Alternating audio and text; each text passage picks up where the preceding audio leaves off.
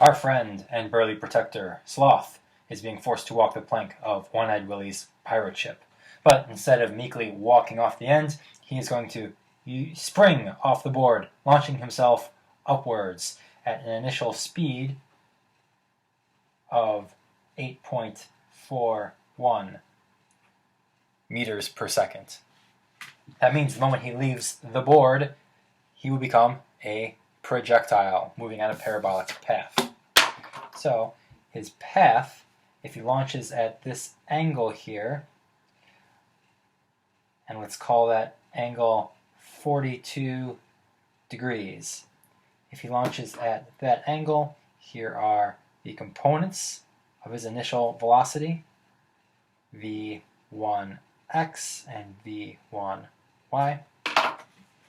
Launching at that angle, his path through the air will look something like this. He'll reach a maximum height and then plummet back down into the water over these treacherous rocks, over this vicious octopus,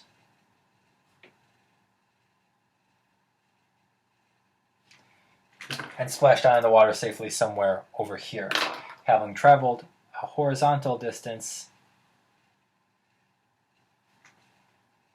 that. We know he starts at 7.68 meters up above the water. Okay, so to analyze his motion here, well, first we know what questions we're asking. Question number 1, what is the maximum height that Sloth reaches? The maximum height above the water at his highest point there. Question number 2 is, what is his range? Range means the horizontal distance that you travel before landing. So we'll tackle the maximum height question first. To do so, with a projectile, you have to identify the key moments. And this time, we're going to have 3 of them. First key moment is when he launches, as always. Second one will be at the very top right here. We'll call that event 2 when he reaches the top, because we want to know his height at that point. And then event 3 will be down here because we want to know how far he's traveled before he hits the water. 1, 2, 3 key events. Once you've identified your events, now you start the guess procedure. And these are the variables we're going to be looking for. What here are our givens and what are our unknowns? So let's start by identifying some of those. Givens and unknowns. Let's look at the events one at a time. At event 1, we know that his initial vertical position, y1, is 7.68 meters. And we can say that his initial x position, we can set that to 0. We can say this is the 0 of the x coordinate axis.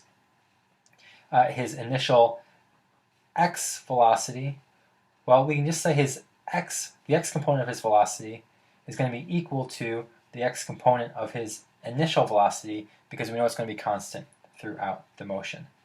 So v1x.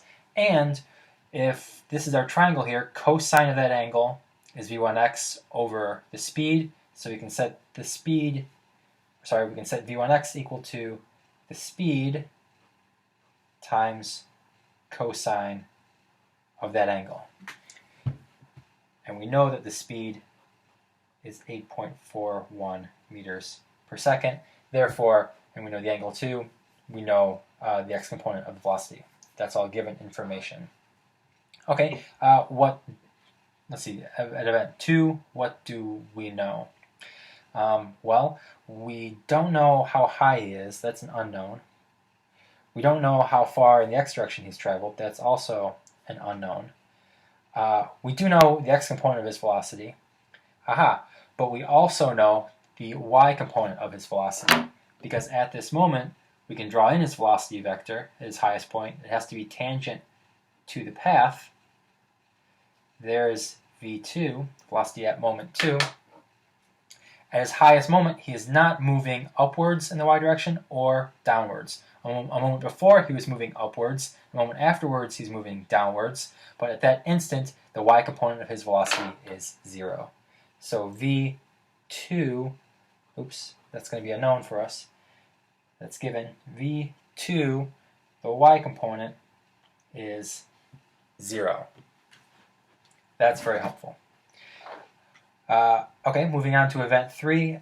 We don't know how far he's gone. We don't know his x-coordinate, but we do know his y-coordinate. He has hit the ground, or he is at the lowest point. If this was 7.68 meters up, then y3 is 0 meters. Okay, but we don't know his the y component of his velocity at that moment, v3y. We don't know how fast he's moving in the y direction, downwards, at that moment. Okay, lots of given information, some unknowns here. Oh, and we also don't know any of the times. We don't know t2 or t3.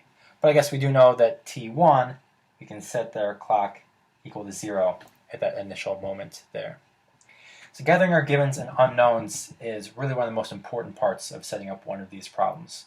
And you do it by analyzing each moment at a time. Do you know positions here? Do you know velocities here? Do you know times here? Do you know positions here, velocities here, times here, positions, velocities, and times here? Okay, with all that information, the question we want to tackle is, what is his max height? Let's go to our equations. Okay, what can we answer here?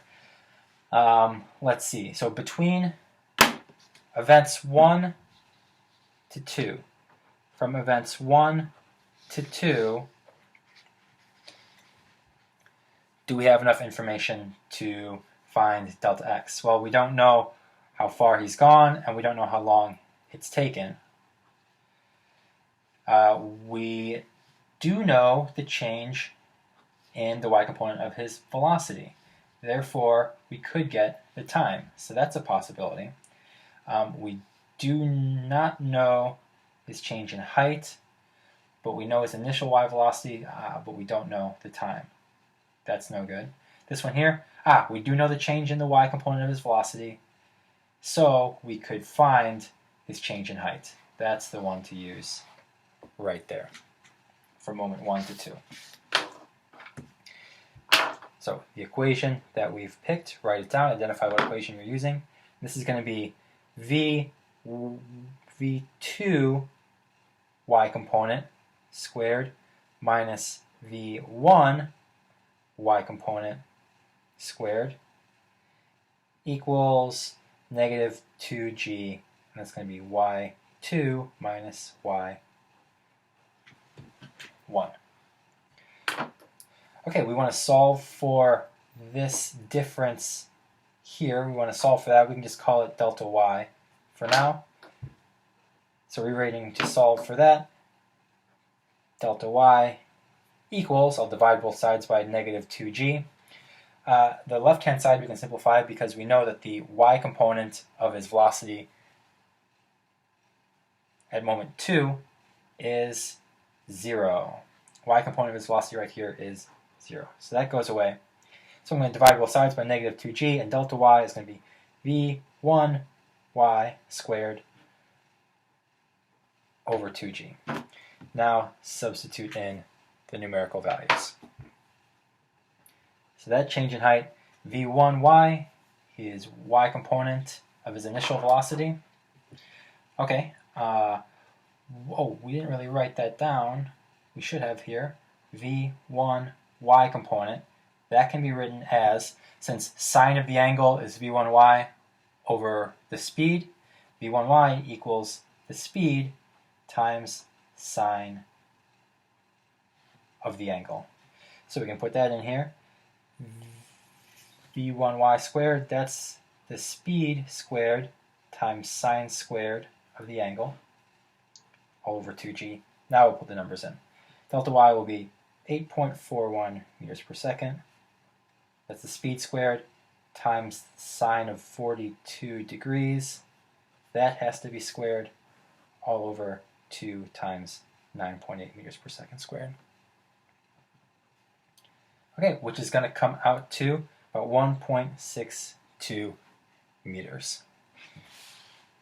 So this change in height right here, that's y2 minus y1 is 1.62 meters. Add in the 7.68 meters, and he's a total of